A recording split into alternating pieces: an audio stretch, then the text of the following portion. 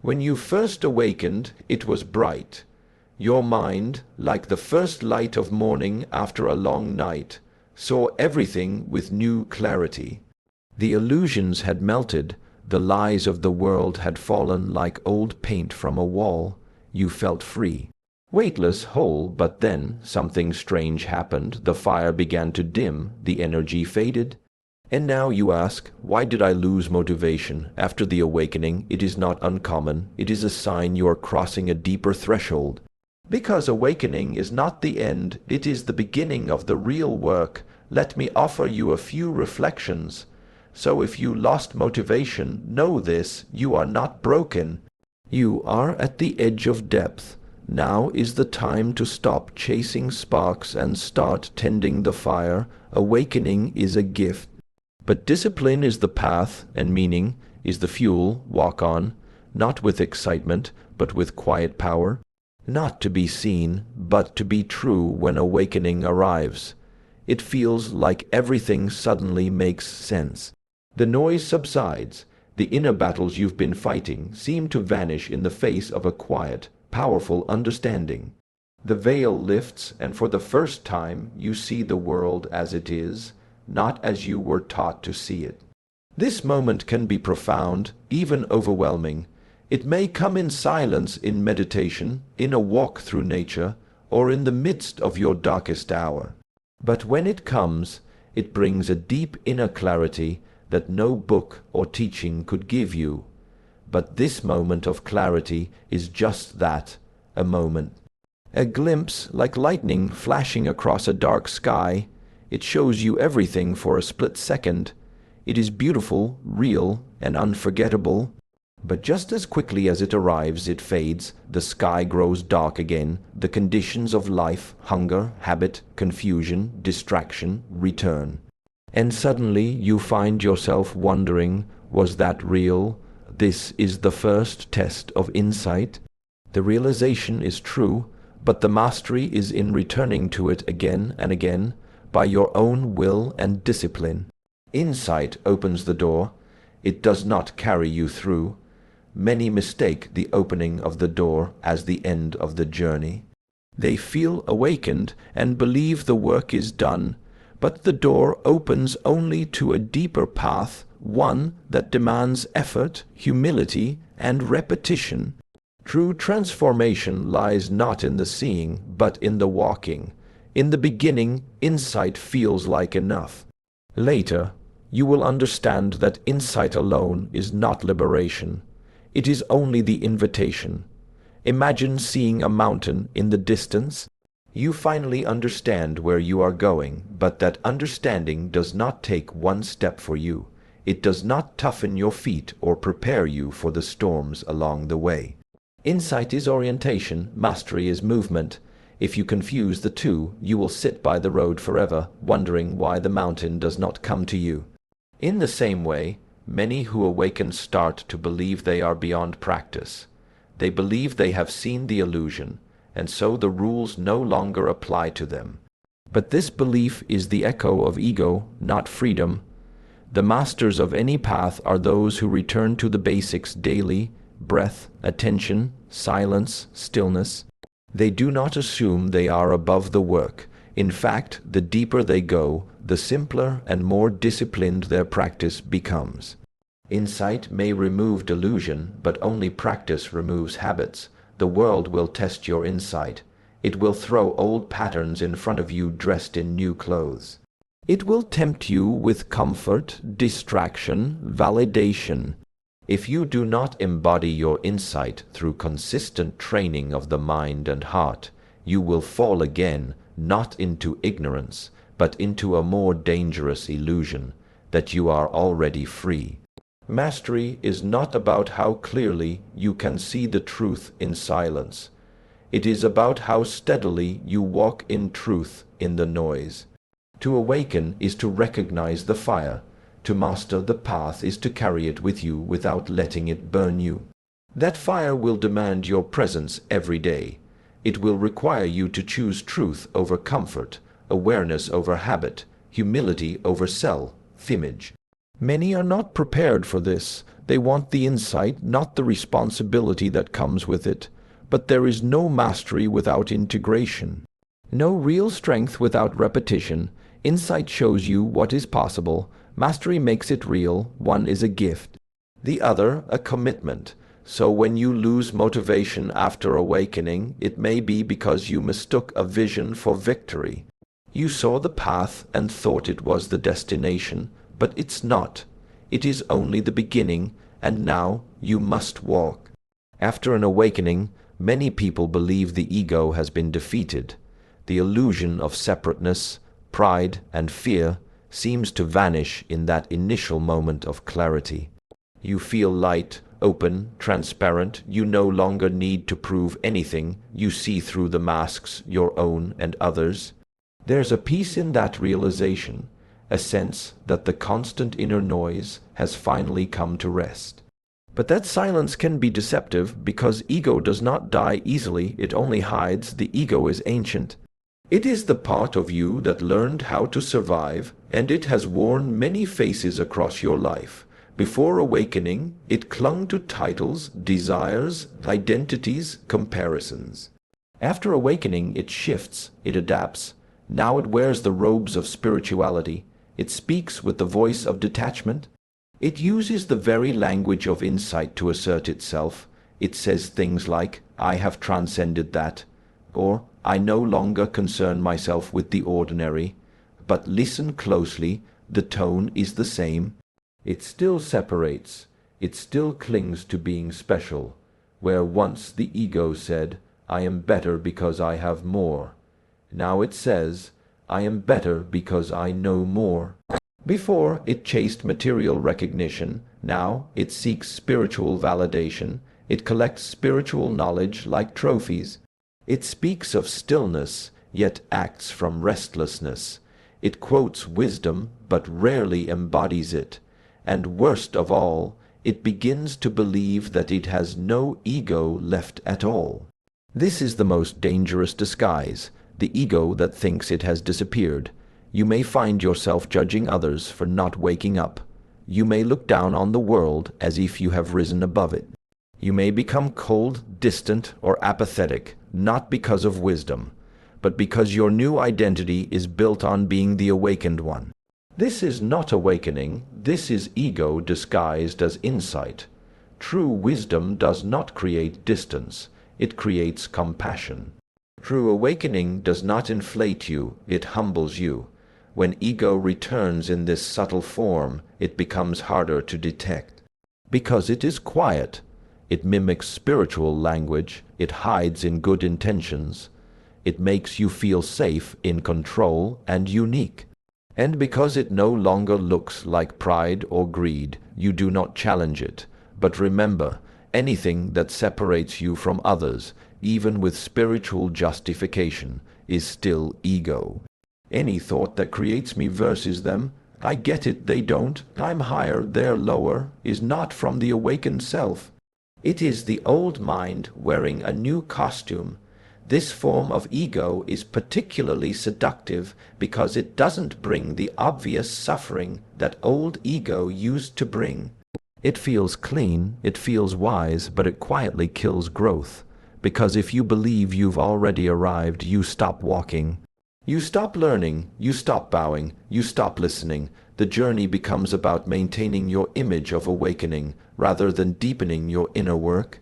The path becomes performance. This is why so many lose their motivation after awakening.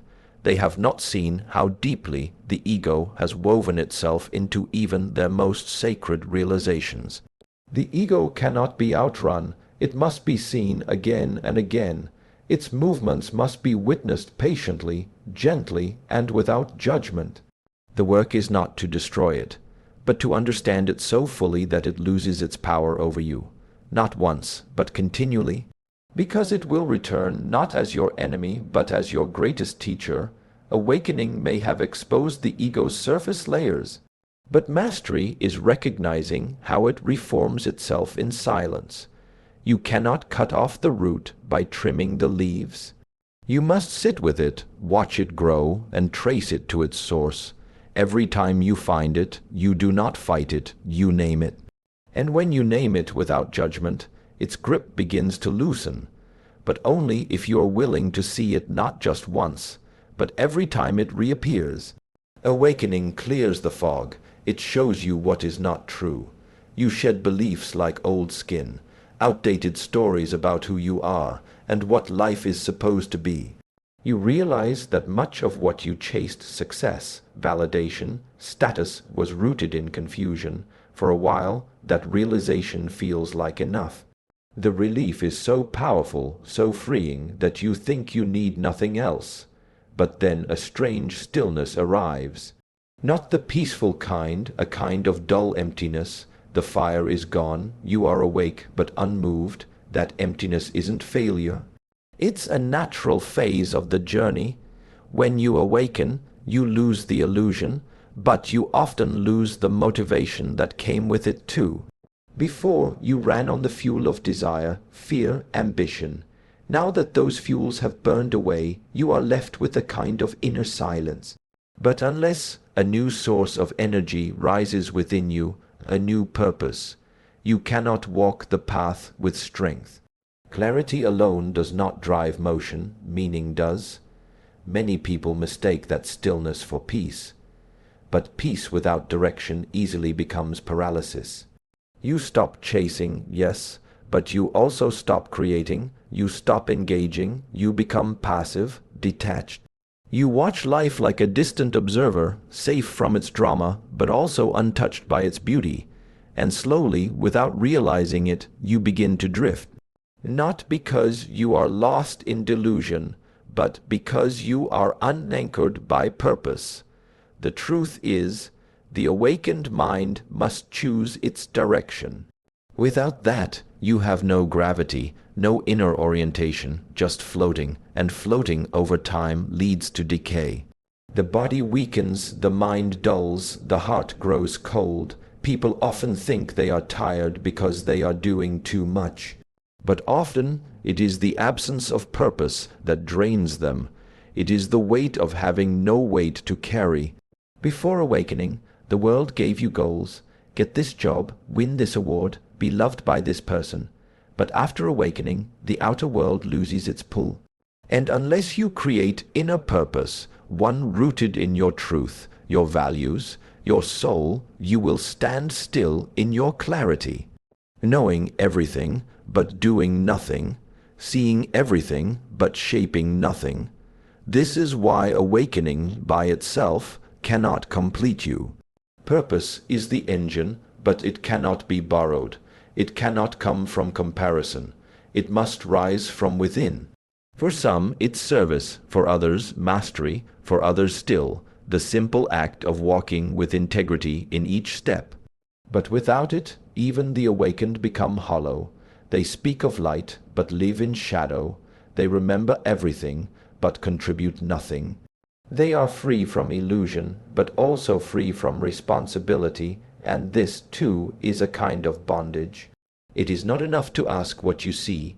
You must ask, what now? What will I give? What will I build? What will I serve? These questions reawaken the fire, not the fire of craving, but the fire of direction. Without direction, you cannot align your energy. And without alignment, you cannot move with power. You drift. You hesitate, you return to old habits, not because you believe them anymore, but because you lack something stronger to move toward. So if you feel unmotivated after your awakening, ask yourself not what you left behind, but what you are moving toward.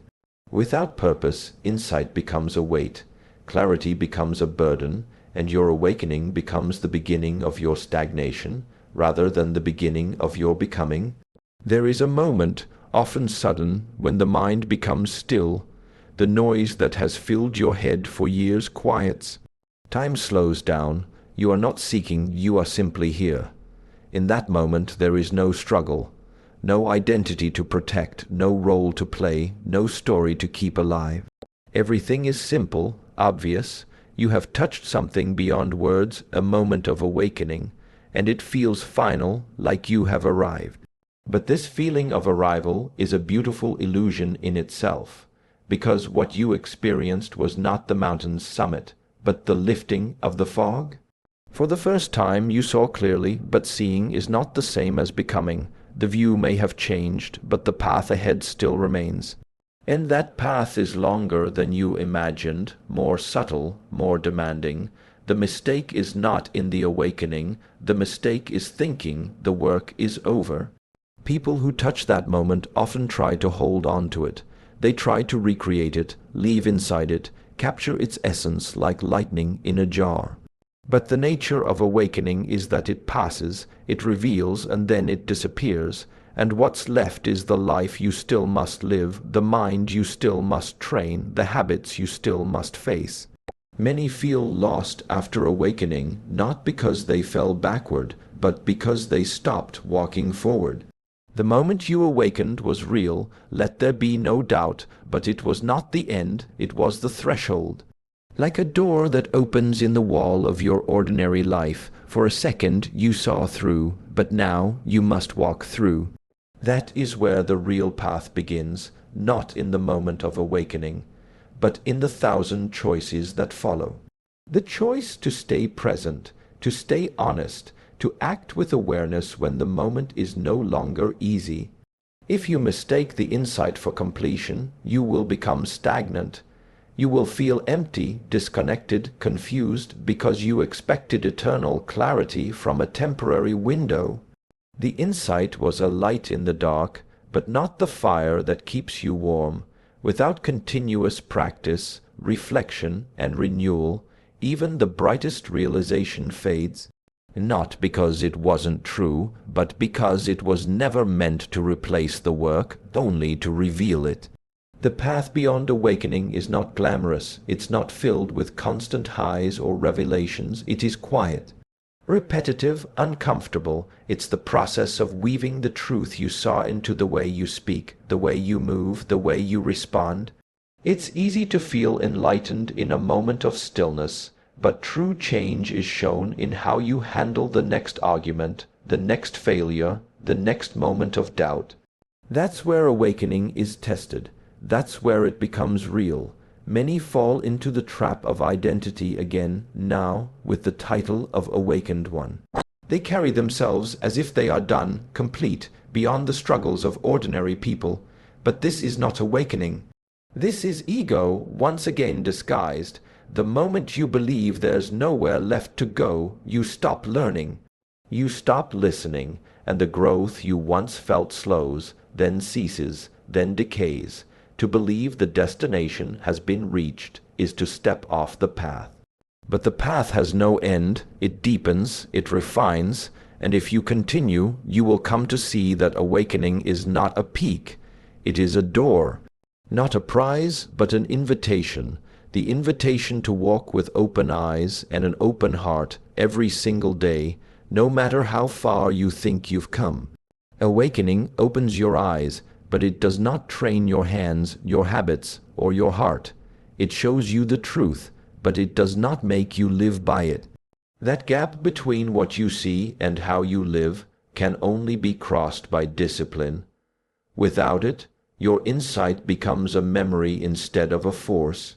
A beautiful moment frozen in time, disconnected from the rhythm of your daily life. Many awaken, but few transform, because few are willing to cross that bridge. Discipline is not punishment, it is not rigidity or harshness. It is the art of remembering what you value again and again, even when it is inconvenient. It is the practice of returning to your center, your path, your principles. Awakening may have removed your illusions, but discipline builds the new structure. It is not the fire of revelation. It is the steady flame that burns through resistance, day by day. After awakening, your old habits still remain. Your nervous system still reacts. Your conditioning still echoes. Your patterns still pull. You may know better, but knowledge alone does not change behavior. To live your awakening, you must train your body to move differently, your tongue to speak differently, your attention to rest differently. And this training is not exciting, it is quiet, it is repetitive, but it is the only way the insight becomes real in your bones. This is where many fall away. They believed awakening would change everything, and in one sense it did. But now they must change themselves in the smallest of ways. How they wake up, how they sit, how they speak, how they respond when irritated, how they breathe when alone. These are not glamorous shifts. They are slow, steady, and often uncomfortable. But this is the alchemy of discipline, turning insight into embodiment. Discipline is the bridge because it integrates. It connects what the mind sees with what the body does. Without it, you live in contradiction, aware of the truth, but constantly betraying it. You may speak of awareness, but live in reaction. You may believe in compassion, but still judge quickly. Only discipline creates alignment, and only alignment brings peace that lasts beyond moments. Awakening is like planting a seed, but discipline is the act of watering it, protecting it, giving it light. The seed has great potential, but potential means nothing without care. Many seeds wither because the awakened one refused to build a life around what they saw. They thought the seed would grow on its own, but growth requires structure. It requires rhythm. It requires effort, not for a week, but for a lifetime. Every tradition that speaks of awakening also speaks of practice, not because awakening is insufficient, but because living by it is a much harder task.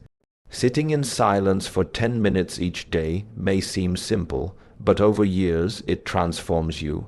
Watching your breath when angry, slowing your speech when provoked, returning to gratitude when nothing is going your way. These small disciplines carry the weight of mountains. So if you feel the spark of awakening begin to fade, do not mourn. It has not left you. It is waiting for you to build the path that allows it to stay. And that path is made of your discipline. Not grand, not dramatic, just consistent, quiet, committed. Over time, discipline becomes devotion, and devotion becomes transformation. In the brilliance of awakening, the mind becomes vast and still. The boundaries of thought soften, and for a moment the self dissolves. Everything feels connected. Timeless. For many, this opening happens in the realm of the mind, a shift in perception, a sudden spaciousness, a profound clarity. But in that expansion, something vital is often left behind, the body, the flesh and breath that grounds your experience. The form that holds your formlessness. It is easy to forget the body after awakening, because awakening often feels like freedom from the body. You no longer identify with it. You are no longer ruled by its cravings or fears. You watch it from a distance, detached. This distance can feel like wisdom, but detachment without care is neglect. You are not free from the body, you are responsible for it. This body is not the enemy of awakening. It is the instrument through which it must be lived. The body is the home of rhythm. It carries your breath, your posture, your voice, your presence. If you speak of awareness but your body is tense, closed, or exhausted, your words carry no life. If you know the truth but treat your body like an afterthought, skipping rest, rushing through meals, ignoring its signals, you live in disconnection. Awakening without embodiment is incomplete. It creates imbalance, a mind that floats above a forgotten temple. Your habits still live in your body. Even after the mind sees through illusion, the body still flinches at old fears. It still clenches under stress. It still holds the memory of wounds, traumas, and unresolved tension. To walk the awakened path, you must bring awareness into the body, into the breath, into the way you move, sit, stand, and speak. Without that integration, awakening remains theoretical, something you remember, not something you become. This is why physical discipline, movement, breathwork, stillness is essential, not as performance, but as remembrance. Every stretch, every step, every controlled breath brings you back to the present, not just mentally, but physically. It rebuilds the bridge between your realization and your reality. It's not about achieving the perfect body or mastering technique. It's about inhabiting yourself fully without resistance or escape. Many lose motivation after awakening because they feel empty, spaced out, or ungrounded. They mistake this as a spiritual plateau. But often, it is the simple result of leaving the body behind. You've climbed the mountain of awareness, but left your foundation behind. You are trying to live in the sky without roots, and without roots there is no stability, no strength, no sustained energy to keep going. The body speaks in quiet tones: fatigue, tightness, cravings, warmth. These are not distractions from the path, they are the path. To ignore them is to live in division. True spiritual maturity includes listening to the body, respecting its rhythms, honoring its needs. Sleep when needed, move when stagnant, eat with presence, sit with posture. These are not mundane acts, they are sacred. They are the very expression of awakened living. You are not just awareness, you are awareness in form. You walk, you breathe, you touch, you act all through this vessel. If you forget the body, you forget the medium of transformation. Insight alone cannot move through the world, but an embodied insight, a realization that lives in your spine, your hands, your breath, that can serve, that can create, that can endure. There is a quiet promise many carry into the spiritual path, often unspoken, even unconscious. The promise is this: if I awaken, I will no longer suffer. It seems reasonable. If suffering comes from ignorance, then surely truth will end it. If pain is the result of illusion, then seeing clearly must dissolve it. So, when awakening happens, when clarity pierces the veil, many expect pain to vanish. But it does not. And that creates confusion, disappointment, even doubt. Awakening does not make you immune to pain. It makes you more intimate with it. You become so present, so aware, that you can no longer turn away from what you used to avoid. The armor of distraction, denial, and false narratives falls away. Now you feel life directly, the grief, the fear, the loneliness, the ache of being human. These emotions don't disappear. They emerge, now stripped of stories, raw and alive in your nervous system. Before awakening, pain was dulled by interpretation. You told yourself stories to make it bearable, blaming others, hiding behind excuses, projecting it outward. But now those stories collapse. All that remains is the naked sensation, the contraction in the chest, the tightness in the gut, the trembling breath, and it surprises you not because it is new, but because you are finally meeting it without running. This is not regression, this is deeper truth. You thought clarity would lift you above pain, but it brings you deeper into it. Not as a victim, not as an identity, but as a witness. And witnessing pain without judgment is not easy. It requires strength, patience, humility. It requires you to stop asking, when will this end? And instead ask, can I stay with this fully? That shift is subtle, but it marks the beginning of true transformation, not from pain to pleasure, but from resistance to presence. The idea that awakening brings constant bliss is a fantasy. It sells well. It comforts the mind.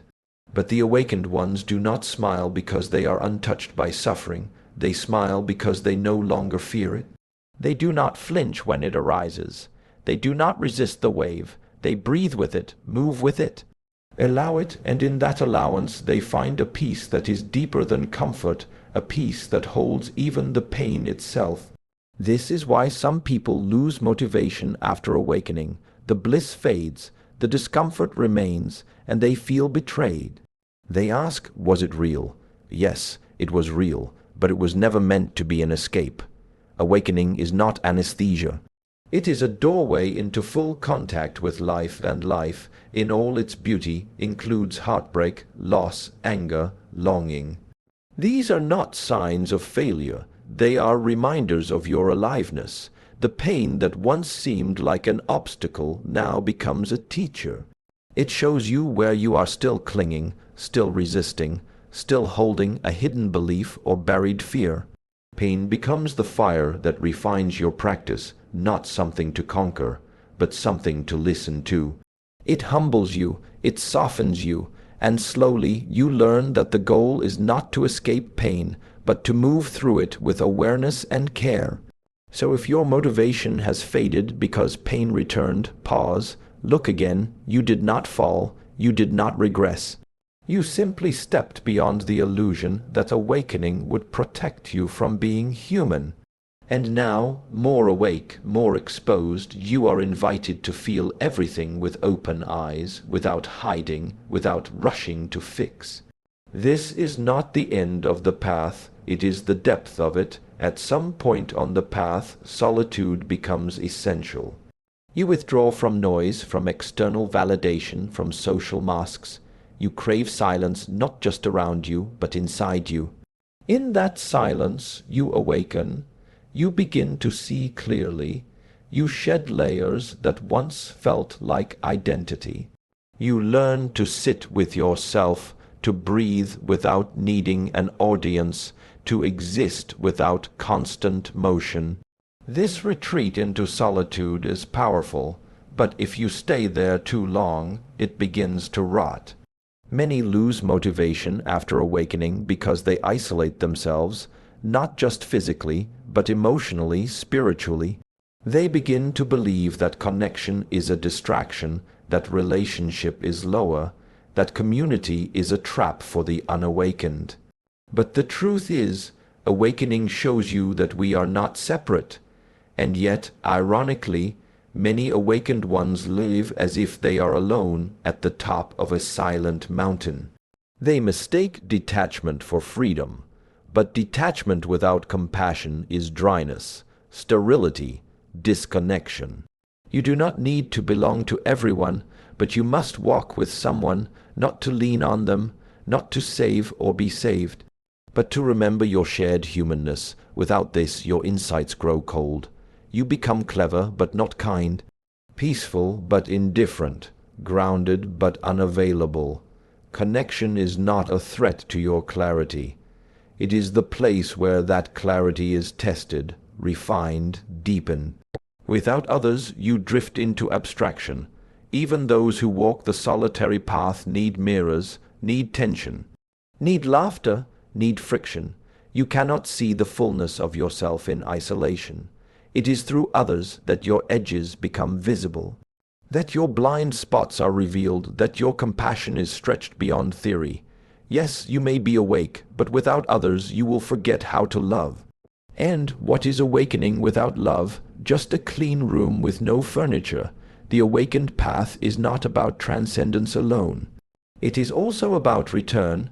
You go into the forest, into silence, into self, not to escape the world, but to return to it differently, to bring your clarity into your family, into your friendships, into your community, into moments of disagreement, moments of joy, moments of care. If you isolate yourself, your insights remain unshared, your light kept under a bowl. When you stop walking with others, you also stop being challenged. There's no feedback, no reflection, no one to question your assumptions, no one to remind you where you're still holding back. The ego loves this silence, not the silence of depth, but the silence of unaccountability. It hides in phrases like "I've outgrown them," or "they won't understand." But growth is not real if it cannot touch the ground of daily life, shared life. To walk with others is not to dilute your path, it is to live it. It's easy to be present in solitude. It's harder in conversation, in traffic, in partnership, in parenting. In service, these are not deviations from awakening. They are its proving grounds. They show you what your silence is worth when it's tested by sound. They show you what your peace is made of when someone else is suffering. And in that space, your awakening becomes human. So if your motivation has faded, ask, Have you drifted too far from the circle of humanity? Have you used your awakening to escape discomfort or to engage more deeply?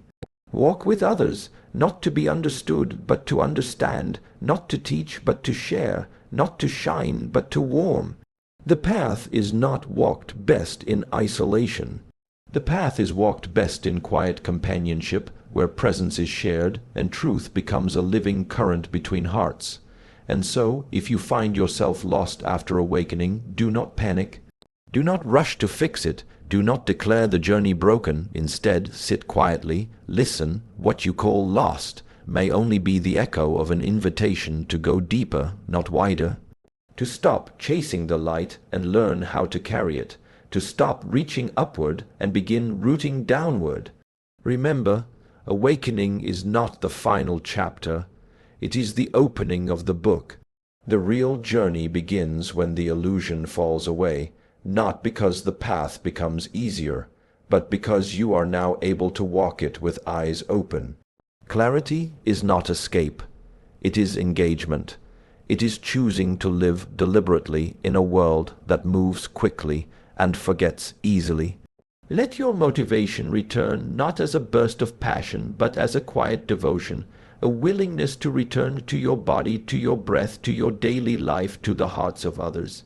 Walk again, not because the path promises perfection, but because it calls you to presence, because it invites you to be real, awake, and alive in every ordinary, sacred step. This is why we continue, not because awakening has removed all struggle, but because something deeper now moves through us. And that something steady, silent, clear, is what transforms awakening into a life well lived.